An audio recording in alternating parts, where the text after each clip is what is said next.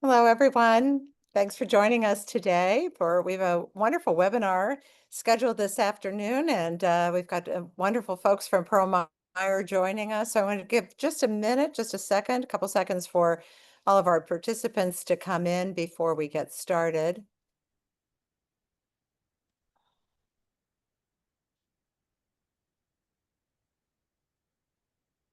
All right, we're just right around 3 o'clock. So I'm going to go ahead and start. I know we might have some people joining us. Let me start with some introductions first. I think that's a nice way to start. So I'm Barbara Mistick, president at NAICU, and I'm pleased today to welcome you to this webinar, Sustaining Excellence and Building Stability in the Face of Uncertainty, Incentives and Retention in Higher Education, which is brought to you by Pearl Meyer. I know when you hear the word uncertainty, you might think we're talking about a whole lot of other issues, but I think we're going to talk about something today that you can have some certainty about when this webinar is finished. So as you may know, or should know, Pearl Meyer provides compensation consulting, helping organizations build, develop, and reward great leadership teams that drive long-term success. Pearl Meyer uses a holistic and modern approach connecting compensation strategy with leadership development to help their clients realize their business objectives. In the competitive landscape of private higher education, sustaining performance and retaining top executives, our presidents, keeping our presidents in place, is critical for institutional success. In this webinar, we're going to explore the strategic use of layered compensation structures that drive sustained performance and retention. We'll discuss how institutions can maximize fiscal prudence while offering attractive compensation packages linked to tenure and outcomes. Our objective today is to help you and your institution navigate the complexities, the nuances, and the psychology of executive compensation in higher education. So just a few notes before we begin. If you have any questions during the presentation, please enter them into the Q&A window. This will allow you to upvote the most important questions, so others can just click on that and it will upvote those questions. The questions will be tracked so that we can answer as many as possible, and we'll start with those that have the most upvotes at the end. I also want to mention that this webinar is being recorded, and NAICU will distribute the recording and presentation slides after the webinar. So now I'm really pleased to kind of turn us over to the discussion today. And with us today is Alexander Yaffe and Peter Wertheimer of Pearl Meyer.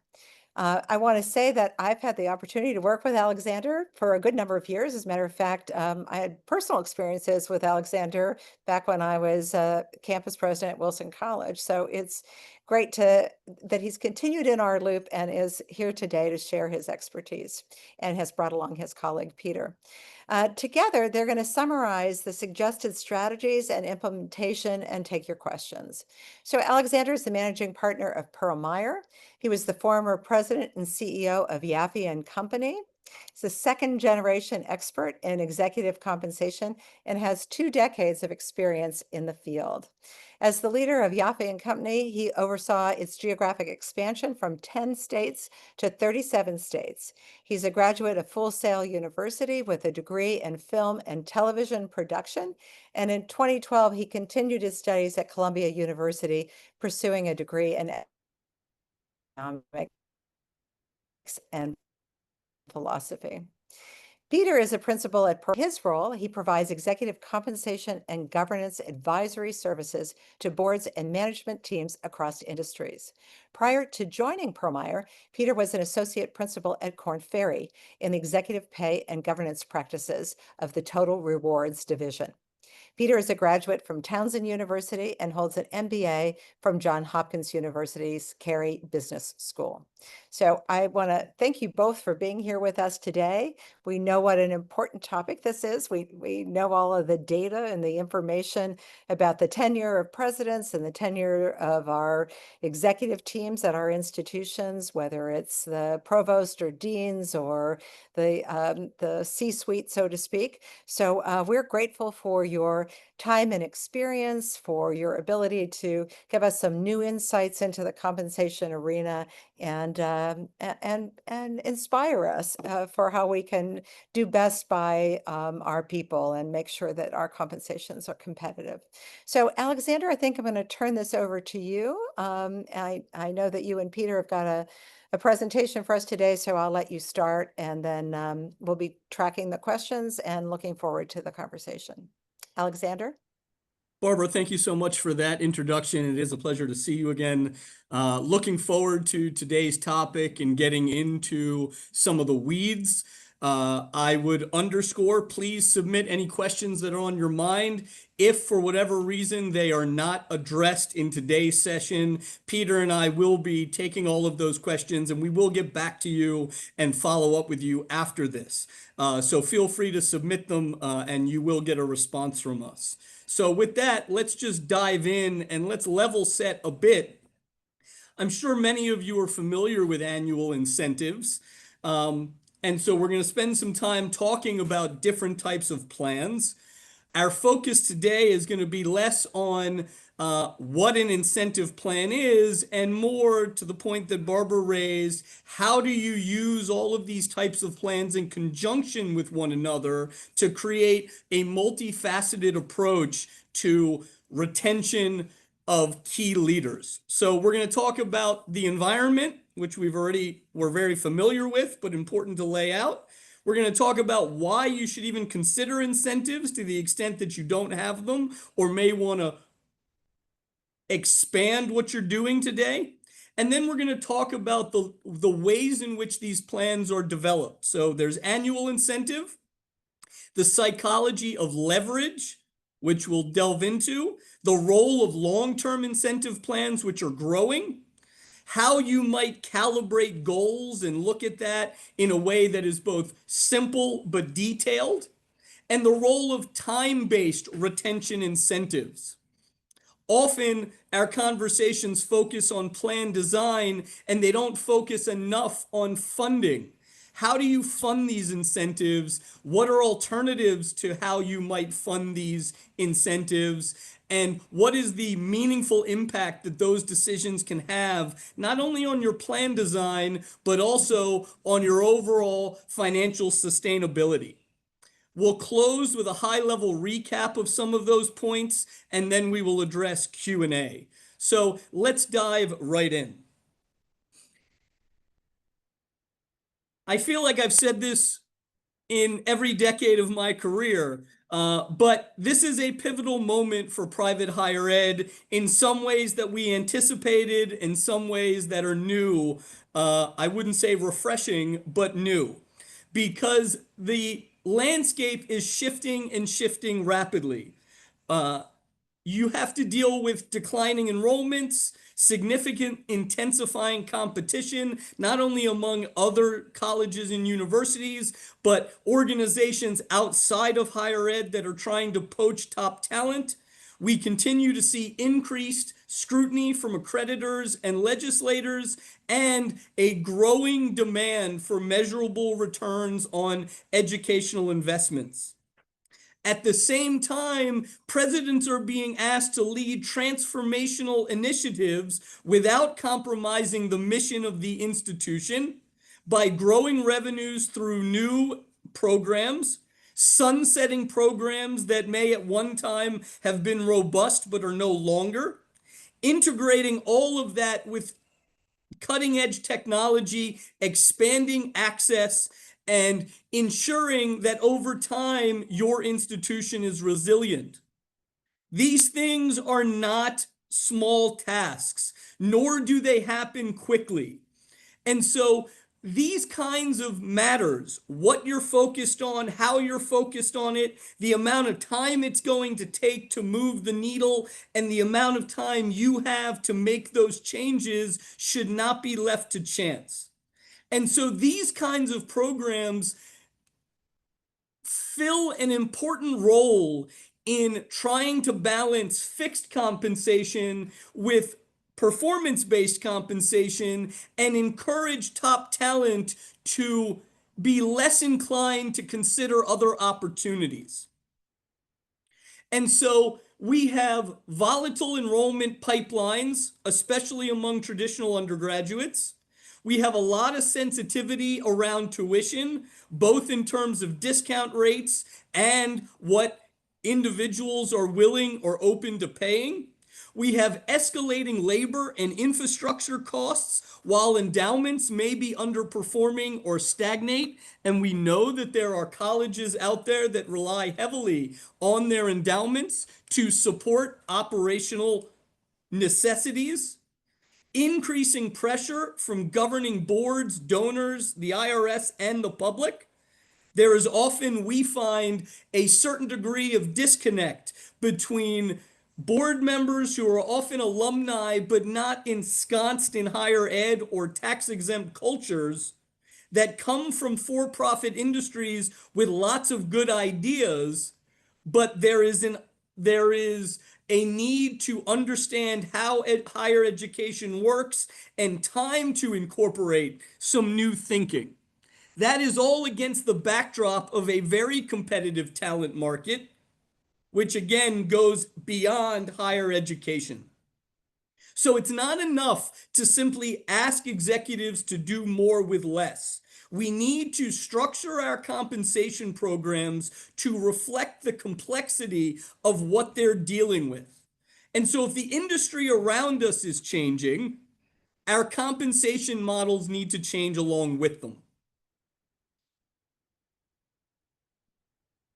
So we've got a perfect storm of demographic cliffs, shifting public perceptions, rising operating costs, donor pressures, and we want to figure out how to use this tool to align the board and the president, if not the president and his or her cabinet. Boards are faced with declining tenure. Barbara already mentioned this. In 2006, presidential tenure decreased from 8.5 years to 5.9 years. I'm sorry, from 2006 to 2022, it dropped from 8.5 to 5.9, and it's continuing to drop. Today, we're seeing average tenures being somewhere between 3 and 5 years. On top of that, half of college presidents are planning to step down within the next 5 years, which signals a wave of leadership transitions, which in and of itself is a topic of discussion. The reason those two elements are important when thinking about compensation and retention is because we know outside of higher education that many studies have shown that in order to gain strategic momentum and requisite traction, leadership teams need about 5 years of time. So if we now have presidential tenures that are at or below 5 years, the ability to get an institution where it needs to be with significant headwinds is meaningfully reduced. And so that speaks directly to sustainability. So these programs, when properly designed, not only reflect performance outcomes, but can encourage tenure within that 5 to 10 year time horizon, and perhaps push some of those presidents that may be planning to step down within the next 5 years to consider a longer time horizon.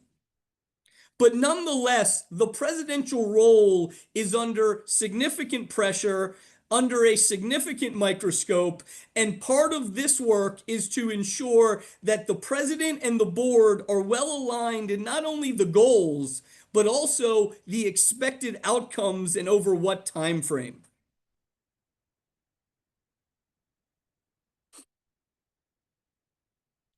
So why consider a variety of incentives? Well, the big headline is you want to retain high impact presidential talent over time.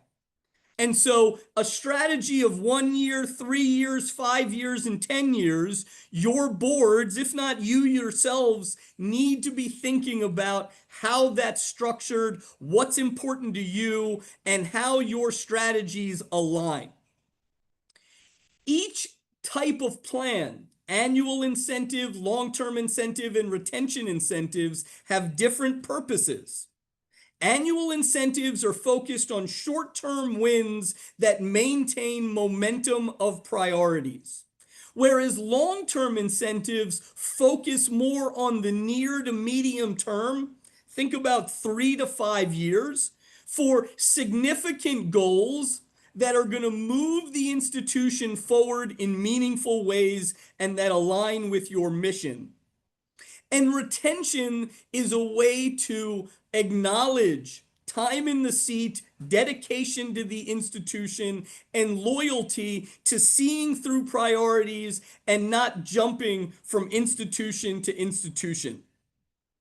And so these types of plans, when put together, focus executive retention, drive medium and long-term alignment, reinforce accountability and transparency, enhance retention, and demonstrate to both boards and external stakeholders that your compensation program is balanced between competitiveness and performance-based leadership outcomes.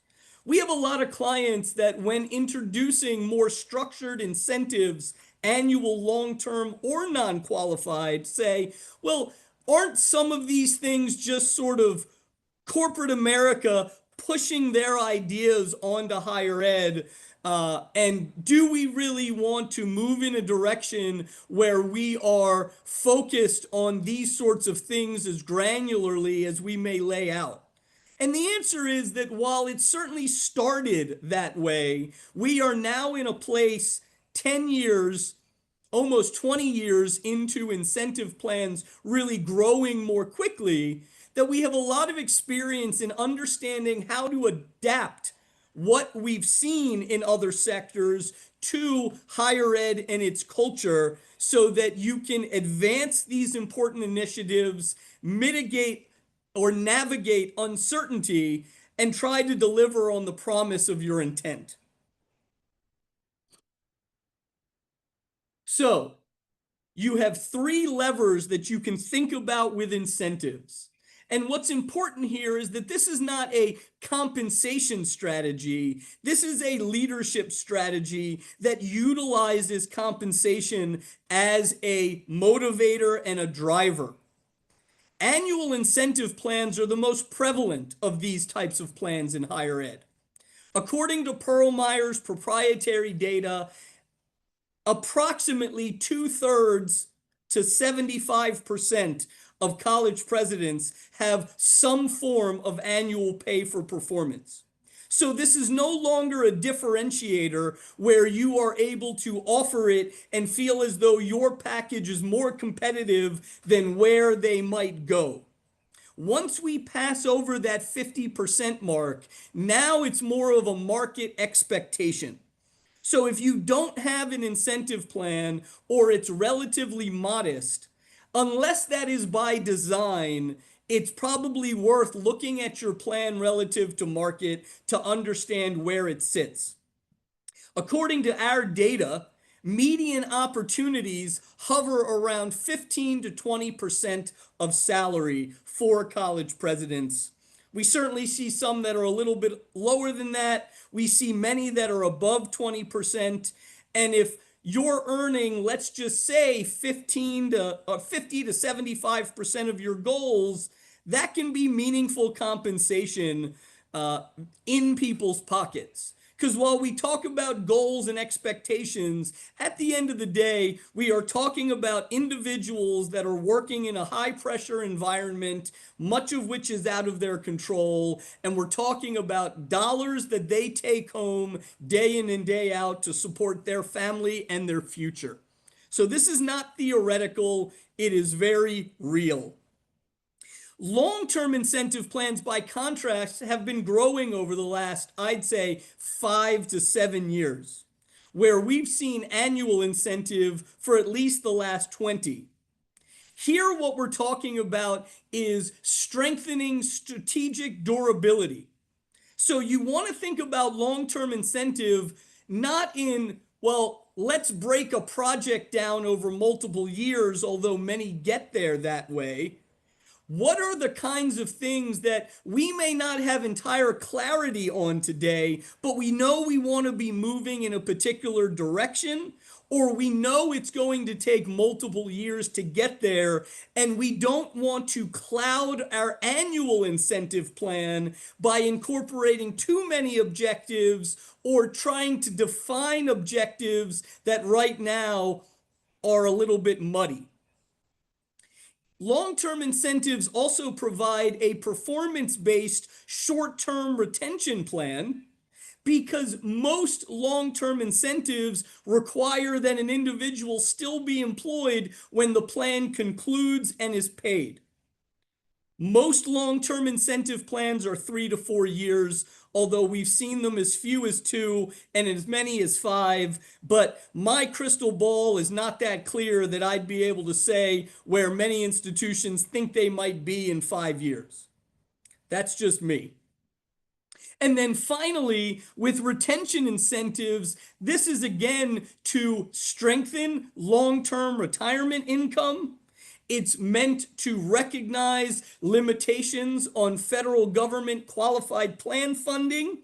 And it's a way to say to an individual, we want you to be here. We know that you're not going to achieve all of the goals we set out because we want to have stretch objectives, but we acknowledge that you get recruitment calls and we want to make sure that you understand we value you and your efforts separate and distinct from what outcomes may be realized. Now, today, retention incentives are mostly being used for presidents, followed by CFOs and chief enrollment officers. But we are seeing that start to grow for select other members of the cabinet, and in some cases, even specific faculty.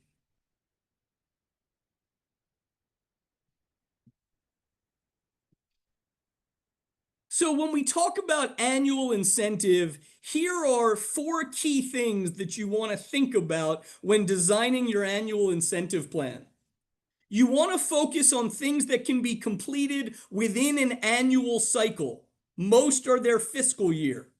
So what can be completed by the end of your fiscal year and determined?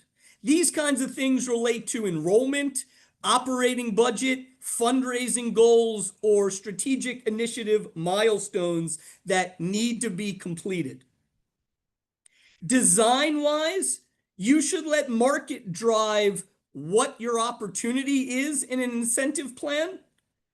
Some want to be more heavily leveraged to performance. Some who are new to incentive are going to be a little more modest because developing goals is a learning curve.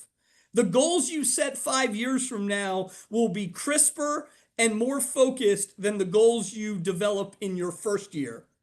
And the purpose here is to align leadership teams and make sure that you're focused on executing where you're trying to end up. The motivation is where are you now and where do we need to be a year from now?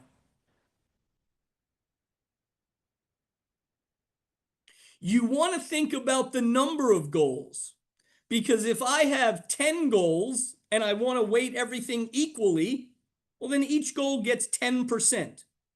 If I have 20 goals, well, now it's down to 5% each.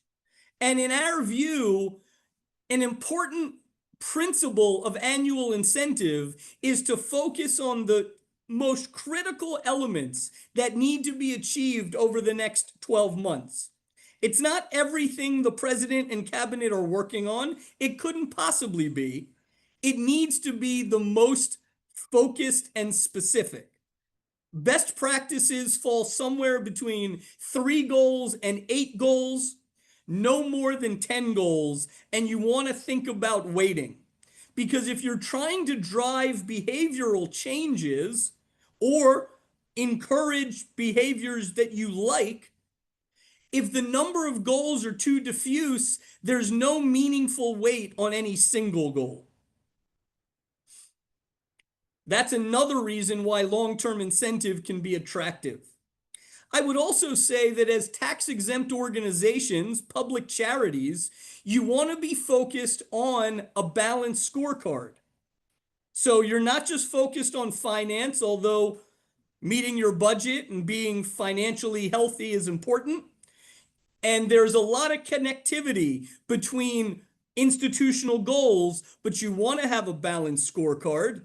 In some states, there are state laws that dictate that if, as a tax exempt organization, you have too much weight focused on, let's say, margin or EBITDA or income, you look too much like a for-profit organization, and that could undermine your tax exempt status. So it's important to understand the balance of these goals. It's good to understand how many goals you're looking at. And this is not something that you're going to want to put on the shelf and ignore until the end of the year. There should be regular monitoring of these goals to understand what's progressing and what isn't. And if there are significant barriers that were unforeseen, there needs to be mechanisms to modify these goals if necessary. Because you want transparency between the board and the president and his and her cabinet as to the purpose of the plan and what you're trying to achieve, because these plans perform best when there's a high degree of trust, engagement, and accountability. You also need to think about what can a president and his or her team truly control, because annual incentives should be driven ideally by things that are within the control of the management team, but flexible enough for the board to pivot when you have things like global pandemics or other legislative actions like we're seeing now that have significant impacts on what presidents are able to do or where the institution was headed. So isolate for controllable factors where you can, allow for board discretion or formulaic adjustments, and make sure that your plan doesn't inadvertently punish people for things that they aren't able to control. A question that we often get is it better to say, well, if we lose money, there's no incentives? Or should we be more flexible and allow the committee or the board to exercise its judgment? Some of the answer to that question is cultural. But from our point of view, we believe that boards are there to exercise their judgment based on facts and circumstances on the ground. So I'm not a huge fan of bright lines unless you are aiming to protect your tax exempt status and you are concerned that without that bright line, there is some increased risk.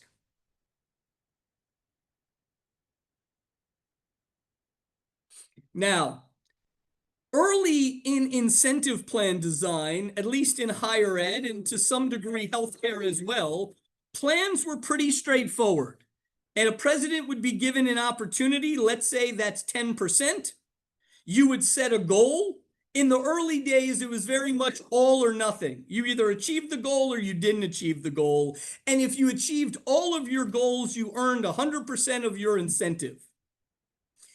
Over time, these plans have become more sophisticated in a number of ways. First, most of these plans today reward incremental progress. So if I have a financial goal to realize a margin of 2%, how challenging is it going to be to achieve that 2%? Is that 2% the number that has to be hit before I earn anything? And above that, I might earn more? Or is 2% a stretch? And so if I earn 2%, I'm going to get all of the credit for just hitting the 2%, and there's no expectation that I'm going to get above 2%. What we're talking about here is goal calibration. And there are some institutions that are now incorporating both downside and upside leverage. Downside leverage essentially recognizes incremental progress. So in my example, if I need to hit 2%, but maybe that's a stretch, there may be some recognition if I get to a 1.5% margin. 2% may be my target, And if I stretch and I hit 2.1%, then I get even more recognition. That additional recognition is upside leverage, where if I have a 10% incentive opportunity, I may be able to earn 12% if I stretch my goals and I do better than how I was expected to perform. What you see in the bottom left hand corner is how you may want to think about goal payouts when you talk about goal setting. When you look at your goals, there should be a strong likelihood that you are going to at least hit your threshold measures. Because the benefit of an incentive plan is not to say, well, look how tough these goals were and look how little we achieved. We're dealing with type A individuals that have been successful in their work and life. And so when you're designing these goals, if they're so rigorous that you're not going to hit very many of them, that's going to create a disincentive and can negatively impact morale. So when designing an incentive plan, you want to encourage small wins as much as you want to encourage large wins. But if you're achieving 100% of your goals every year, that would be an unusual outcome. That would say that your goals probably are not that challenging, or you are having stellar performance year in and year out. And one particular thing that's important about incentive plan design is prior to COVID, most of the focus was on quantifiable metrics: margin, enrollment targets, graduation rates, fundraising, programmatic development. But since COVID and with the volatility of the industry, we're seeing more and more organizations incorporate less tangible aspects of institutional health, which can be very important in a variety of ways. So again, I wouldn't shy away from utilizing the president's judgment and the board's judgment in saying, what do we need to assess, even if it's difficult to measure? So I think you want to think about, where are we today? Where do we think we can get? And if everything falls into place and we have great luck, what might be a top end we could consider? So if you don't have upside leverage, consider it. When you have your incentive plan well designed and focused on the right metrics annually, long-term incentive can focus on more multi-year outcomes around institutional transformation. Think about whether you're developing a school of pharmacy or a college of medicine. Think about whether you are trying to move the needle long-term on graduation rates. Maybe you are trying to focus on partnerships to drive enrollment, or you are focusing on new strategies around building your endowment. These are things that aren't necessarily going to be measured in a year, or that you don't want to measure in a year. You're more focused on, this is where we want to be in 3 years. And while we may start and stop along the way, if we're here in 3 years, we would consider this successful. It also puts less pressure on your annual incentive plan, because now you're using 2 types of tools to focus on both short and medium term outcomes.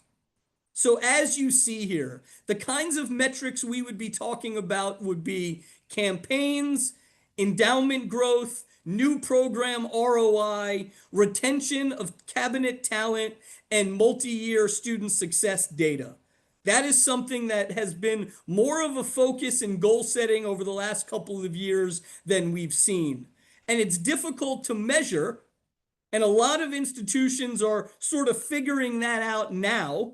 So we have some clients that are considering a long-term incentive plan around student success outcomes. And one of the first steps in their 3-year plan is, how are we going to define this? And do we have meaningful data that we can utilize either internally or to compare to industry? The other thing to think about with this long-term incentive is, how do we want to pay this? Because there is a promise of a certain amount of money if certain goals are established and achieved. But do you accrue that out of operations, which can be difficult, or do you use other methods? Furthermore, what's important to the people in the plan? We have some executives that when they're given a new compensation element like long-term incentive, they would prefer to defer that compensation into the future to either improve their tax position or sock that money away for something they know is coming down the pike. So thinking about how you plan for that payment and where that payment goes is increasingly important. But at the end of the day, what you're doing is you're creating a loose-fitting, performance-based golden handcuff.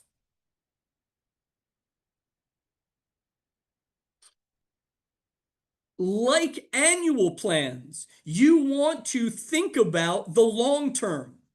Presidents need to think long term. LTIPs reward them for doing that. You want to have the same rigor with the long term plans that you have with short term plans. The goals may evolve, but you want to be clear about where you're going. You can have a combination of quantitative and qualitative, and you should tier them in the same way around threshold, target, and maximum. There are design elements that, for the sake of understanding, you want to keep similar between annual and long term. And again, you want to allow for board discretion and flexibility so that you can deal with changes that are almost certain to happen over a 3 to 5 year time horizon. I'm not going to spend a lot of time on this, but I wanted each of you to be able to sort of have a summary of how to think about both annual and long-term incentive plans, in what they're there for, how long you would deal with them, metric selection, payments, vesting, etc.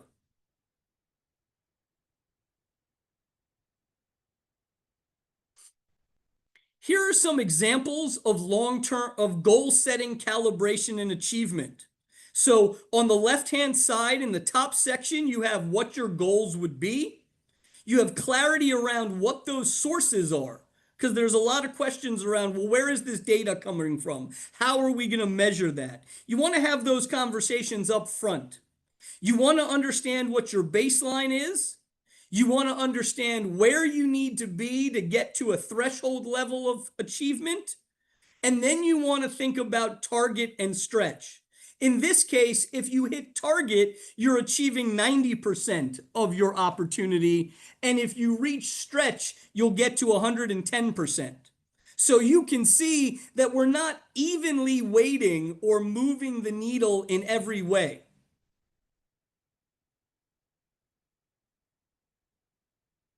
Then on the bottom section, go back one slide quickly. Thank you. In the bottom section is what it looks like at year end. How did we do in each of these areas? And the green is where you landed, and the far right-hand column is now achievement, where you can see what the payout would look like. And so in some of those goals, you see an enhancement over the weight because you hit stretch. In other cases, nothing. And so in this scenario, this executive ended up with about 70% of their incentive opportunity, because some of that outperformance made up for the goal that was not achieved. This next slide is just another example of how you might frame those goals. There are lots of examples out there of how to do it, but you want to be able to express it on a single page. It's also important to communicate incentives and how they're communicated, because clear communication and ongoing engagement are essential to building that trust, ensuring that alignment, and making sure that you're supporting the right intended behaviors. So you want to talk about why the plan exists, which are different for annual incentives and long-term incentives, as we've discussed.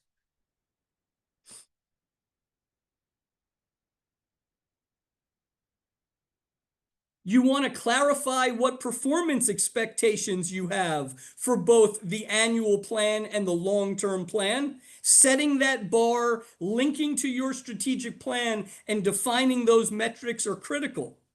You want to be able to explain how the goals are going to be calculated. So, how are payouts derived? How is the weighting determined? When can an executive expect to get paid?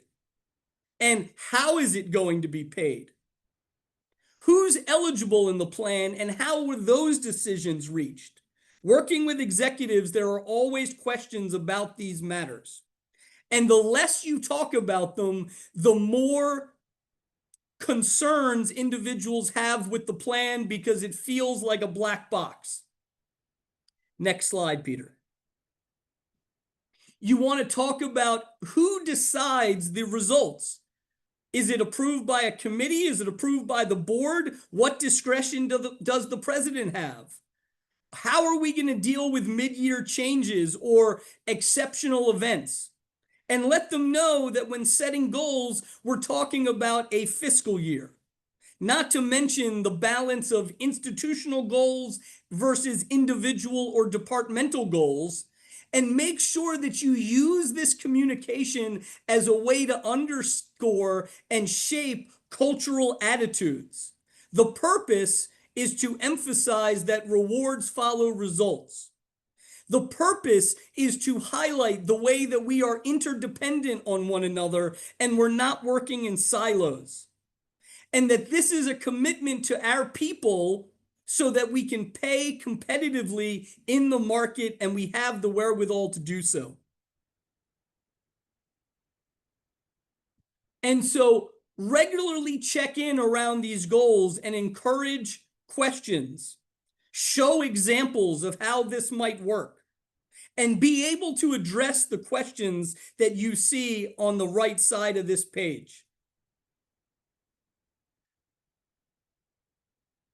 Also expect that goals are going to evolve, process is going to evolve. So where you have annual incentive and long-term incentive well aligned, retention incentives are meant to acknowledge loyalty. There's a lot of volatility in the market. These are high-pressure jobs, and non-qualified deferred comp is a way to acknowledge that. So you want to encourage presidents to stay through key inflection points. You want to understand how to calibrate an appropriate benefit. Am I looking to replace retirement income? Am I looking to acknowledge some significant work that's underway? And what vehicles do we have as an institution to try to optimize the resources we put through this plan? Is it a funded or unfunded plan? And do we make contributions annually or in a lump sum? And how do I utilize vesting as a way to enhance the stickiness of the package?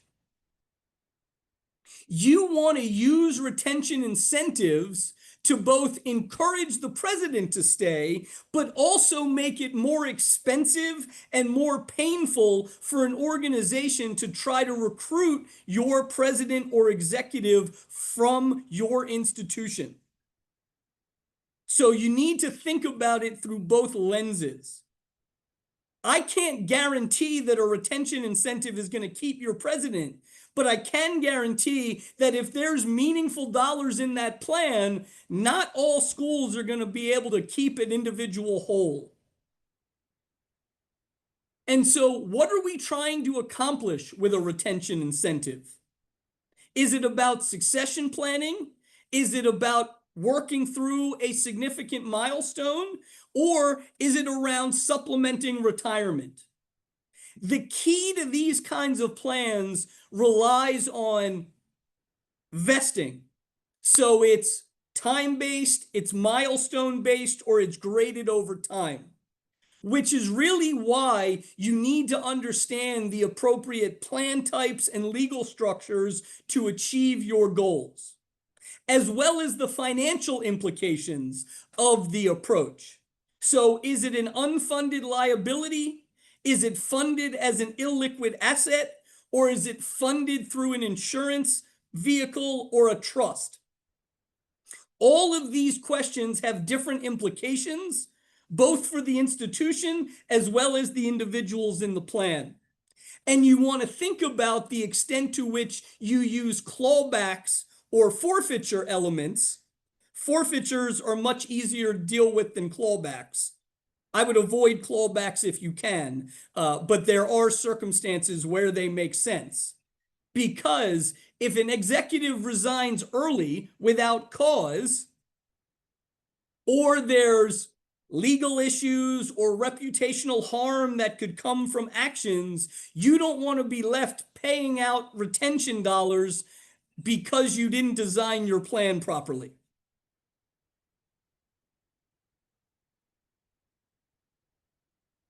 So there are essentially three ways to fund non-qualified deferred compensation plans.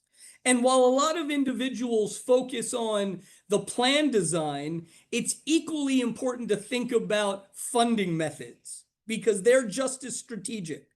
A lot of institutions today say, we would love to do a retention plan, but we don't have enough operating income to design something meaningful.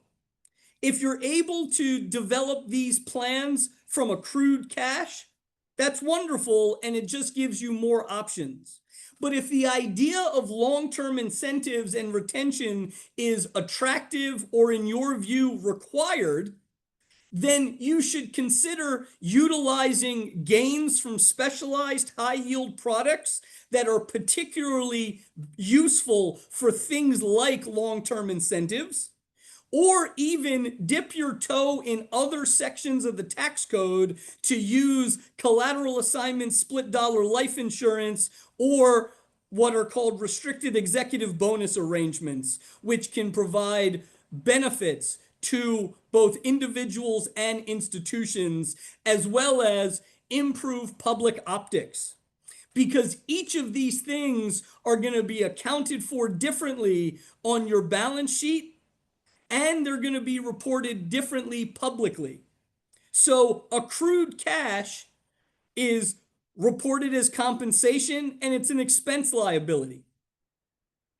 Investment gains from specialized high-yield products allow for the gains on those products to pay for the incentives, so it's not an expense liability in the same way in terms of your budget, but it's reported publicly as compensation. For areas like collateral assignment split dollar, there you're able to invest, take advantage of the time value of money, have an illiquid asset on your books, and not report those dollars as compensation on Schedule J of the 990. It's reported as on the Schedule L of the 990. And in both areas 2 and 3, the institution will get their money back. Whereas with accrued cash, those are dollars out the door. So in organizations that say, well, we'd love to do this, but where's the money going to come from? These kinds of approaches allow you to take better advantage of your resources. So I encourage presidents to think about those elements and how we explain and design these pieces. So at the end of the day, before we turn to questions and answers, I want to underscore, you have not heard me talk about market positioning or philosophy, because this isn't about paying more. It's about paying smarter. Higher ed is too important to the future of society to leave these things to chance. And when you have effective teams and your institution is critical within the ecosystem of higher ed, I'm not sure how many institutions can afford not to rethink how they design these programs for their sake as an institution, but also the individuals in the plan. You want to make sure that executives are rewarded for what they're executing against, and that those execution outcomes are aligned with your mission, and that there's an incentive to not only pursue those goals, but to stay with the organization. And so if we're talking about more complex structures, and maybe we're talking about more compensation, you want to make sure that it's documented, reasonable, and justified. And you want to make sure that the board has discretion for uncontrollable events. I would avoid redundancy in plans unless that's an intentional design. So you don't want goals both in your annual and long-term plan necessarily. And you need to think about funding, because utilizing these types of tools can create significant leverage and focus in a way that is very defensible for a board to say, we are heavily leveraged towards performance in the near term, the medium term, and keeping our executives in a way that doesn't financially undermine our institution.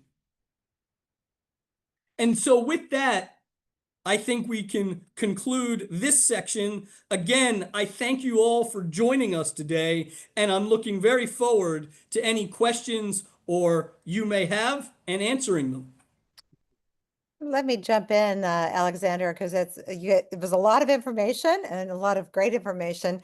There are two questions here, so let's see if we can't get to both of those and perhaps some other things as well. The first question is really about how do you ensure that the incentive goals reflect mission alignment? So the question is really about how to ensure incentives align well with the needs of the institution and not so much the individual. And, maybe it's a little bit too about the question of long-term institutional sustainability, not just short-term fiscal results. So, how do you answer that question about mission alignment? So I think that you want to start with institutional priorities, which are driven by your strategic plan. And you break that strategic plan into both annual and long-term elements to pursue. And so I have a lot of clients that their pillars of their incentive plan reflect specific initiatives in their strategic plan and will even reference strategic plan sections so that there is a clear tie that binds. But I will say that the utilization of individual goals, which are also driven by mission but just more granular, are important, because if you're thinking about this at a cabinet level, you want to make sure that the goals roll up to an overall intended outcome. Incentive plans, particularly annual incentive, are not about development. Individual goals can be more focused on development, could be achieved through long-term incentive or even retention incentives. But I would say you want to start with your strategic plan and make sure that there's clarity with the goals and how they tie back.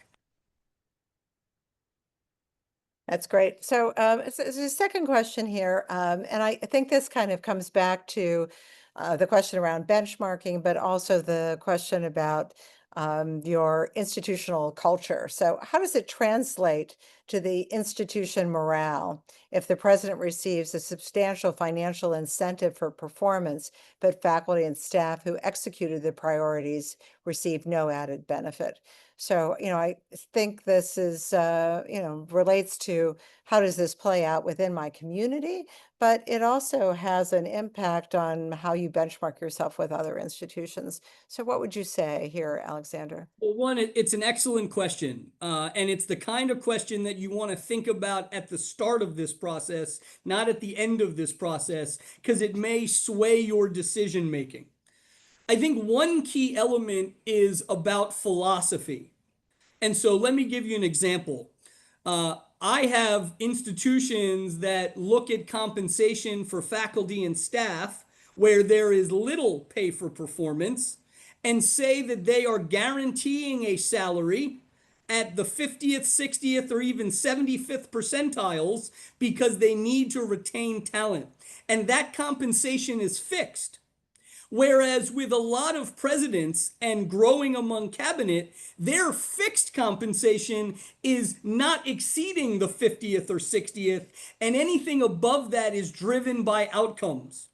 And so, what we're talking about here, and semantics matter, is not a bonus. A bonus is where you're paid competitively and maybe you get paid more at the end of the year looking in the rearview mirror about how things were. This is pay for performance where you're only going to get to a more competitive level if you have outcomes specifically. So part of the communication is exactly that. This is not a bonus. This is pay at risk for outcomes. And if the organization performs, executives should be paid. But they're earning their compensation. They're not being paid a bonus. And that can be a difficult distinction to communicate, but an important one to at least endeavor to think through. That's Alexander, great. here's another question. It's about employment agreements for executives in higher ed, specifically around the evergreen provisions. So have things changed over the years with respect to these provisions in the terms of the kind of auto renewal? What's your experience? With the growth of long-term incentive plans and retention incentives, as well as a whole host of other reasons, I am seeing fewer and fewer evergreen provisions. And one of the reasons is I don't think it helps the institution or the individual. And I'll give you a quick example. I was engaged by a institution to look at a presidential contract that had not been looked at in over a decade because they had an evergreen provision. And it was raised by the board chair because the president didn't feel comfortable bringing up his contract because he felt it was too self-interested. Now, the board did not feel that way, but having a term gives the board and the executive an opportunity to say, let's take a look at this. What are my priorities? What are the board's priorities? And how has the market changed without any one party raising it because there's a problem or an issue? The market changes so quickly, I think that contracts need to be reviewed regularly. So even if you're going to have an evergreen provision, I would put in something that says the contract will be renewed no less than every 3 or 5 years. Thank you. This has just been so illuminating. And, I know both Alexander and Peter, people have a lot of questions that are specific to their own situation and to their own institution. And I know you said at the top of the webinar that you'd be happy to answer individual questions and people can get in touch with you directly afterwards. So I think that's really important. But thank you for bringing us this important conversation today and really helping people understand some of the options that are out there and what's really happening in the compensation space. I think it's been really illuminative. So a special thanks to Alexander Yaffe. Alexander, it's so good to see you again. Thank you. And Peter Wertheimer of Perlmutter, thank you so much for leading this important discussion. And I also want to thank Deborah Riley on our team and Galen Vandergriff for organizing this webinar with Perlmutter. So thank you very much. And please, everybody, if you've got questions, please reach out directly to Alexander and Peter. Thank you so much. And to the NAICU team, it's been a pleasure.